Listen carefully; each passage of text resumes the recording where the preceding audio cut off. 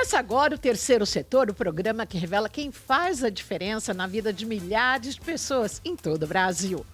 Destacamos o trabalho essencial das ONGs, organizações não governamentais sem fins lucrativos, que transformam este país com ações concretas e foco em uma sociedade mais justa. Você vai conhecer o projeto agora que atua com catadores em cooperativas de reciclagem.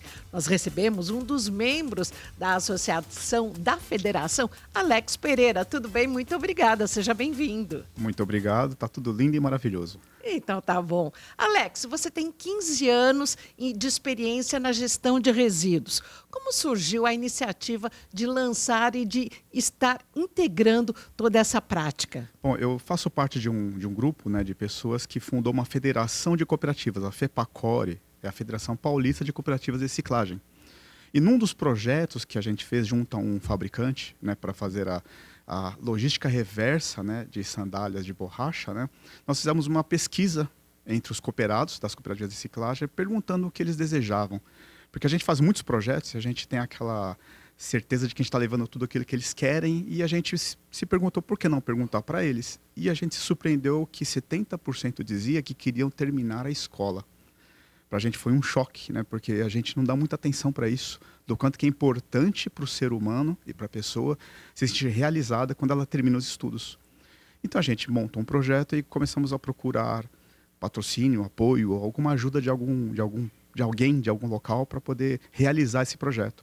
Tivemos a felicidade de encontrar no SESI Senai, né, um parceiro apoiador muito importante, né, porque os cooperados... Parceiro de peso, de né? peso, porque os cooperados, os estudantes, né, se formam dentro, né, do SESI Senai. Então, ou seja, eles abriram as portas para os cooperados da reciclagem, né, e também os patrocinadores, que são muito importantes, porque sem eles seria impossível o projeto acontecer.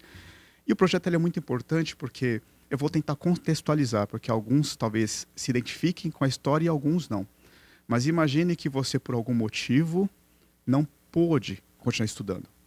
Ou foi recluso por escolhas incorretas, né, não tão boas, ou engravidou num momento que não seria o mais adequado, ou teve que ser o arrimo de família. Sim, não teve acesso. Não tinha acesso, tinha que escolher. Ou eu trabalho e sustento a minha família, eu não tenho como, né? Então, várias situações acontecem que te impediram as pessoas de terminar a escola. E fica aquele vazio, fica aquele gap, né? Fica aquela sensação de que está faltando algo para se realizar como ser humano, como pessoa. Então, eu gosto muito desse projeto por isso, porque ele realiza sonhos, ele possibilita que alguém que por algum motivo não teve oportunidade, não pôde, agora pode e vai se sentir muito mais digno, digamos assim. E é através da EJA, da Escola de Jovens e Adultos, que vocês fazem esse projeto? Através do novo EJA do SESI Senai, exatamente. E em relação a isso, é como se fosse um supletivo de décadas passadas? É algo mais ou menos assim, mas ele tem um método que me agrada muito, que tem o reconhecimento dos saberes. Eles aproveitam tudo aquilo que o ser humano já tem de conhecimento e cria-se um programa individual de estudos para esse estudante, né, para este cooperado, né? E a parte mais importante do projeto é que, por que ele não pode estudar? Porque ele precisa produzir. Ele precisa sustentar a família. Então, o projeto traz para ele apoio financeiro. Tem uma bolsa. Tem bolsa, tem bônus por metas atingidas, tem apoio psicopedagógico, isso é muito importante. Não é fácil para ninguém, depois de muitos anos fora da escola, você retomar o estudo. Não é fácil, é muito complicado. E se você não tiver alguém te dando a mão e olhando para você dizendo, você pode, você consegue, a gente acaba duvidando da gente mesmo. Então, O que é aqui? essa aí foi a nossa primeira formação da primeira edição do projeto, né? A gente formou mais de 30, né, cooperados da reciclagem. Primeira formatura. Foi a primeira formatura. Estamos próximos da segunda, porque estamos terminando a segunda edição. E já estamos lançando a terceira edição e já estamos procurando patrocínio para a terceira edição. Poxa. E até então, quantas pessoas já foram beneficiadas? Já são mais de 100, aproximadamente umas 120, né, pessoas cooperados, né, de reciclagem que foram, de certa forma, beneficiados no projeto. E quando a pessoa entra para concluir o que era o antigo ensino fundamental, elas chegam até o médio, fazem questão, ou de apenas aprender a ler e escrever, se dão por contentes e seguem? Olha que interessante, a primeira edição era focada na Fundamental 2 e médio, para terminar quem tinha começado o médio. Na segunda edição, alguns que terminaram o Fundamental 2 na primeira edição continuaram no programa para terminar, estão terminando agora o médio. Mas a gente fez uma nova pesquisa e a gente também se surpreendeu. A gente percebeu que tem um percentual importante dos cooperados que precisam ser alfabetizados. Então, a terceira edição já está prevendo não só Fundamental 2 para finalizar e o médio, mas como também a alfabetização. E como que é a seleção? Porque, em função, quantos catadores a cooperativa tem de reciclagem no estado de São Paulo? Olha, na prática, o projeto começa assim. A gente está prevendo na terceira edição de 60 a 80 cooperados beneficiários. Depende muito do patrocínio, por isso que os patrocinadores são muito importantes, né? É eles que possibilitam, quanto mais, né, patrocínio a gente recebe, mais cooperados podem ser beneficiados no projeto. Então, na primeira edição, a gente formou mais de 30, na segunda estamos prevendo ali uns 45, mais de 45, provavelmente, cooperados que vão se formar, e na terceira a gente está sonhando e está querendo, de 60 a 80. Porque agora tem o propaganda boca a boca, né? Então, as pessoas, outros que viram colegas se formarem, querem também. Como é que é feita essa seleção? Então, a seleção começa, a gente contata, né, as cooperativas, primeiro porque é muito importante que a cooperativa apoie o seu cooperado associado, né, dê liberdade para ele. A gente trabalha muito junto à presidência, à administração de cada cooperativa, para que, sensibilizando da importância disso na vida daquele cooperado, e não só por questão dele terminar a escola, mas veja bem, uma pessoa que se forma e adquire mais cultura e mais educação é o melhor profissional. E se ele é o melhor profissional, você qualifica o quadro social das cooperativas. Aqui o que é? Aí são os cooperados fazendo triagem dos resíduos. Então, é o trabalho diário deles, né? De triar as embalagens, né, por diferentes tipos, para depois enfardar, e aí a renda deles vem disso. Vem desse trabalho de separar, de conhecer os resíduos, né? São profissionais que conhecem tecnicamente tipos diferentes de embalagens e sabem para onde vai cada tipo de embalagem e como trabalhar cada uma delas.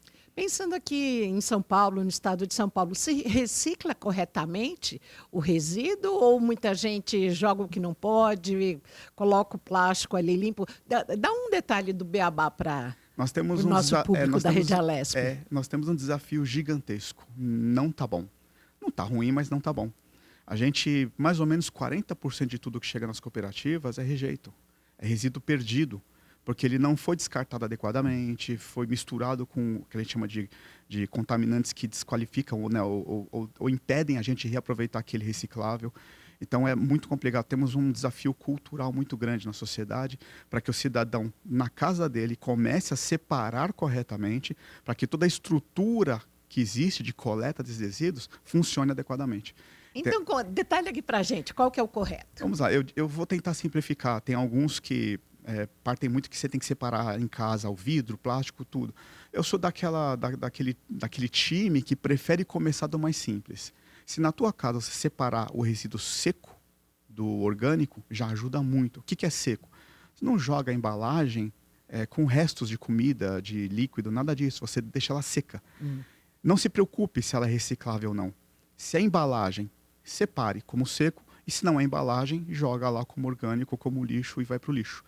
Deixa que a gente faça o nosso trabalho, a gente consegue identificar aquilo que é reciclável ou não. Eu acredito que esse é o primeiro passo para a gente começar a melhorar a cultura. Então, se em casa as pessoas separarem o que é seco e o que não é, já ajuda. Numa segunda etapa, quando tiver a sociedade participando, a gente começa a qualificar dentro de casa a separação. Então, se a pessoa... que isso acontece muito, né? Você compra uma embalagem do supermercado que vem com um alimento, aí depois você vai descartar. Você tem que lavar essa embalagem. Não precisa lavar. Por exemplo, vou dizer como é que eu me comporto. Qualquer tipo de embalagem que eu consumir de qualquer produto, eu vou tirando os restos daquele produto para jogar no lixo. E tem aquela água da louça que você lavou e eu aproveito ela só para tirar. Então, ou seja, eu procuro deixar o mais seco possível aquela embalagem e deixo lá secando. Depois que ela está seca, eu coloco lá no meu coletor, né, no meu saco de recicláveis. O trabalho de vocês cresceu muito, pensando nas cooperativas dos catadores de reciclados nos últimos 10 anos. O que você pode traçar para a gente de números? Eu não acredito que cresceu, eu acredito que melhorou a visibilidade. Eu acredito que continuamos invisíveis, a sociedade ainda não percebe o nosso trabalho. Muitos, né, atores dessa cadeia de reciclagem sabem da importância do catador, sabem da importância da cooperativa de reciclagem, reconhecem. Mas reconhecer, dizendo, ok, vocês são importantes, mas a gente não ser remunerado, né, dignamente, isso tem um caminho longo. Ninguém questiona, por exemplo, pagar, né, um profissional, né, autônomo médico, ou dentista, ou professor, né, ou terapeuta, ninguém questiona. Mas um profissional ambiental, aquele que conhece o resíduo e sabe o que fazer com ele, ninguém paga. Ninguém reconhece isso como uma profissão. E é. Né? Não é simples você conhecer as embalagens, os tipos, e você conhecer toda a cadeia de para onde vai cada tipo. Então, é uma profissão, é algo técnico que os cooperados conhecem. Agora, uma pergunta técnica e bem séria. A hora de descartar o vidro ou um vidro quebrado, eu pelo menos embalo dentro de um papelão, identifico. Qual que é a melhor forma? Exatamente isso. Põe em algum tipo de embalagem identificando, porque aquilo pode machucar. Né? Porque na hora da esteira, é numa esteira que vai, né? Funciona mais ou menos assim. Tudo que chega de reciclável, teoricamente deveria ser tudo reciclável, só que a gente sabe que 40% ali já está contaminado, não se recicla. É despejado, a gente chama de monte ali.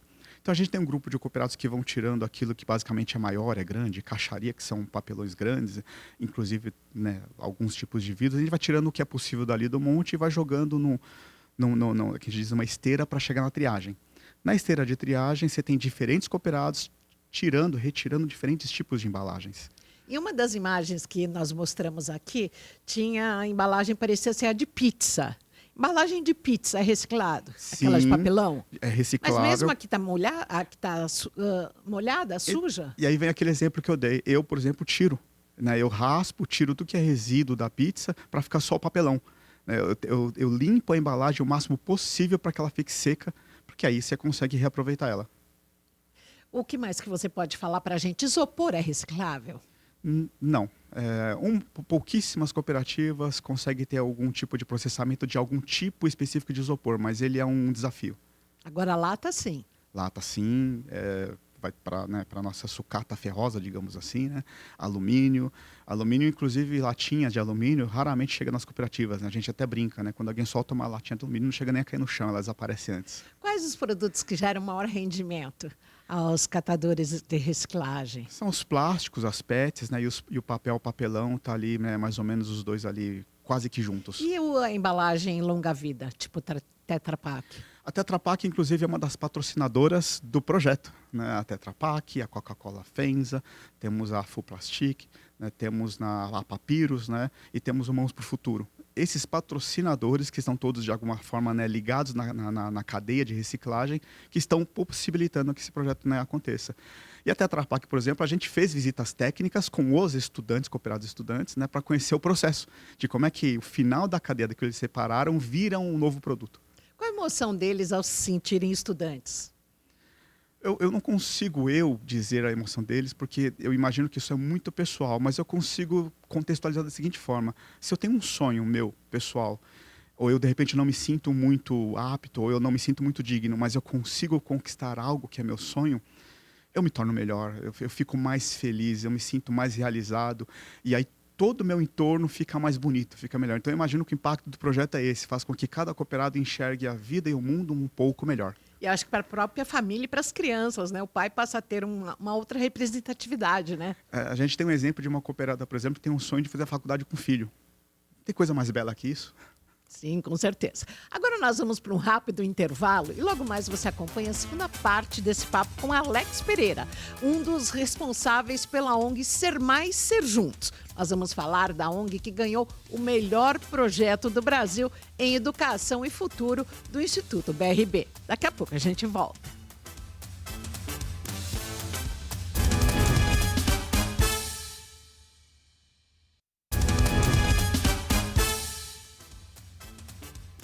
Seguimos com o terceiro setor pela Rede Alesp, hoje falando dessa ONG que trabalha com catadores e catadoras de reciclados. À mesa tem o Alex Pereira, do projeto Ser Mais, Ser Juntos.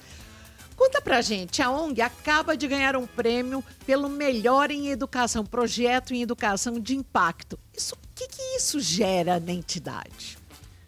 No presente e no futuro, e como é que foi a premiação? Que surpresa vocês tiveram? O nosso projeto, a gente sabe que ele é um projeto bebê. Né? A gente fez uma primeira edição sem saber muito se a coisa seria evoluir ou não. Né? Tínhamos tão somente nossa boa vontade. A equipe técnica que trabalha no projeto coloca muito amor, muito carinho, muito coração nesse projeto, porque a gente sabe que transforma vidas. Né? Então, todo mundo que está trabalhando no projeto tá trabalhando assim, querendo transformar as vidas. Então, a nossa primeira edição foi uma primeira edição de incertezas, né? A segunda, a gente ficou maravilhados, né? Porque cresceu, né? Se tornou um pouco maior.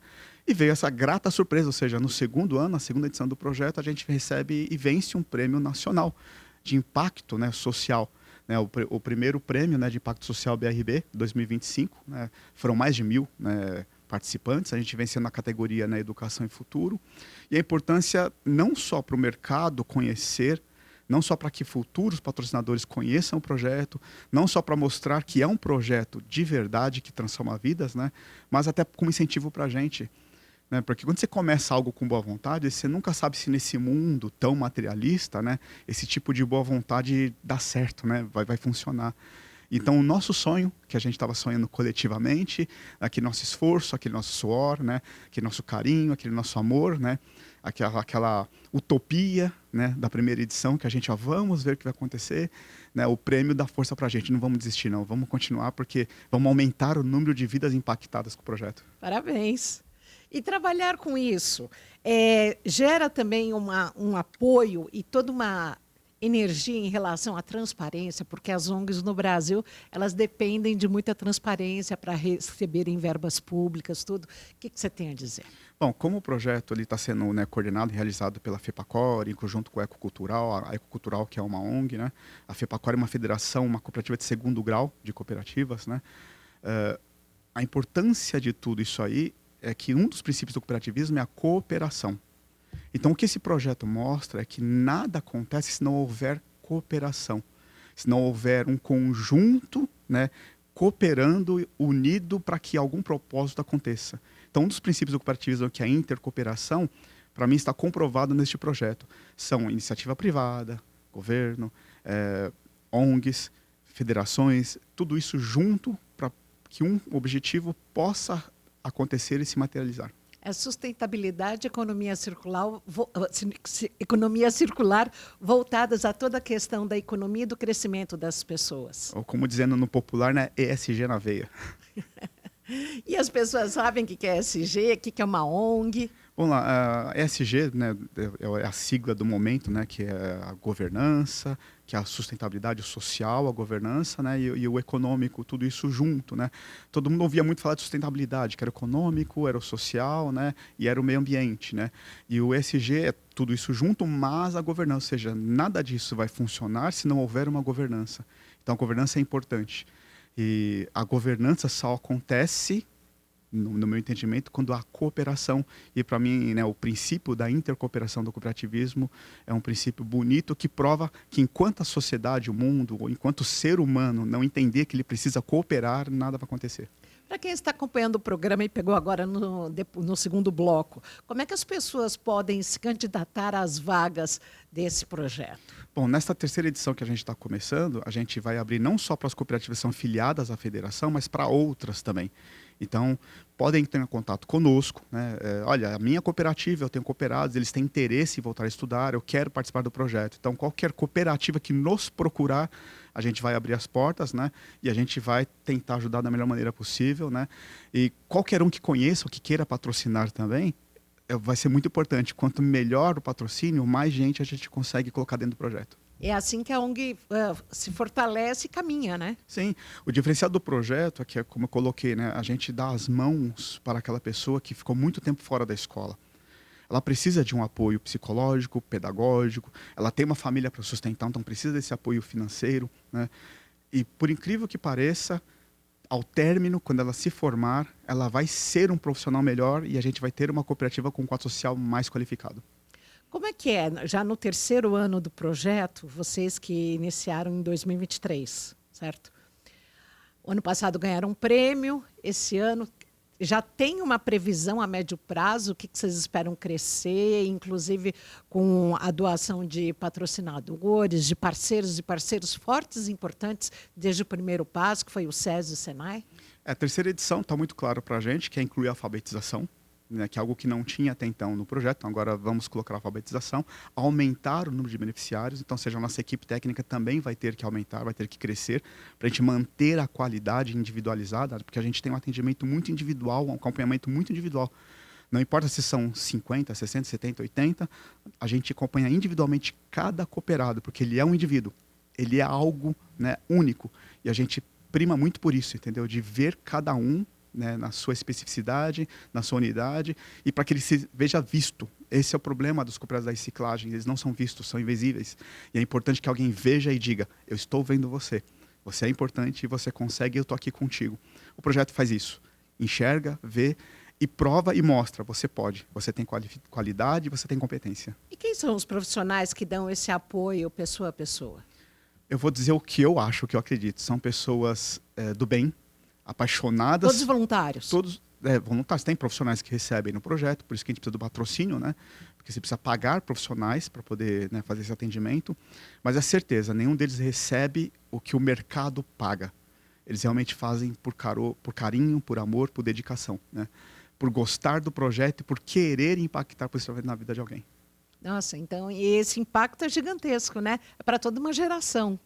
Toda uma geração, para quem participa do projeto, para quem está trabalhando no projeto, para quem está patrocinando o projeto e vai mudando a visão, né? Eu fico imaginando que um patrocinador, quando ele vê um grupo se formando, ele pensando assim, poxa, o que deve ter acontecido de histórias bonitas ao longo disso aí e eu possibilitei que acontecesse, é realizador.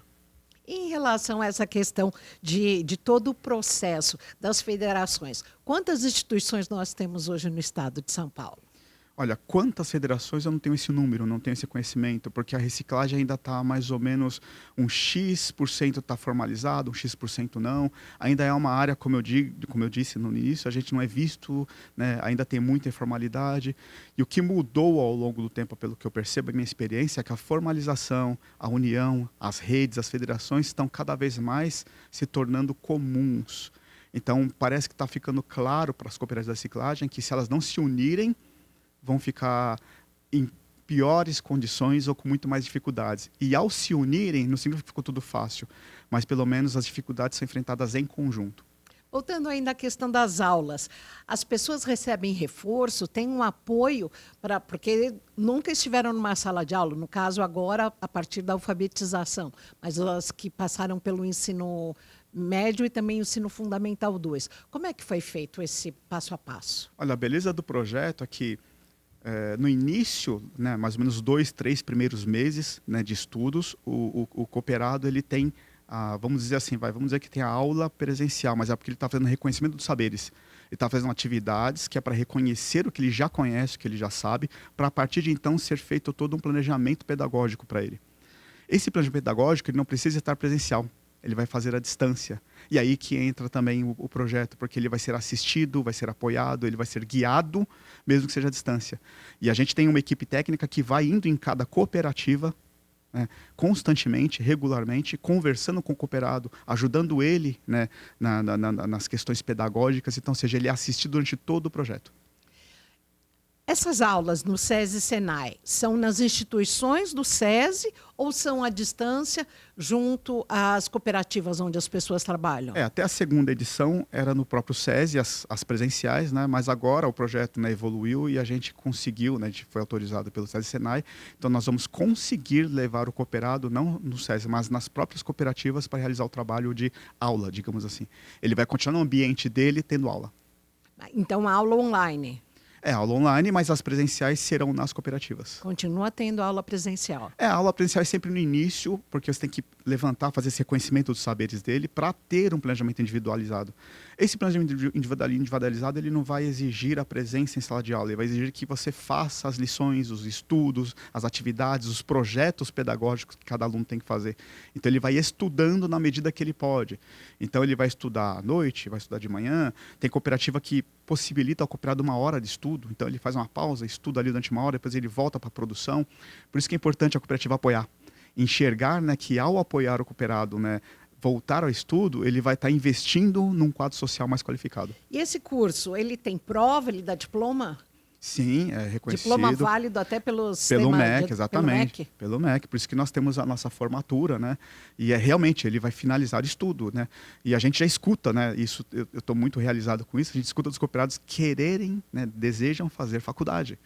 né, querem alguma profissão. Isso, para a gente, é o que vale a pena, né? A gente percebe que resgatou alguém que, teoricamente, né, não teria estudo nenhum, mas finaliza e ainda está sonhando em ser um profissional, fazer uma faculdade. E qual a profissão dos sonhos dessas pessoas?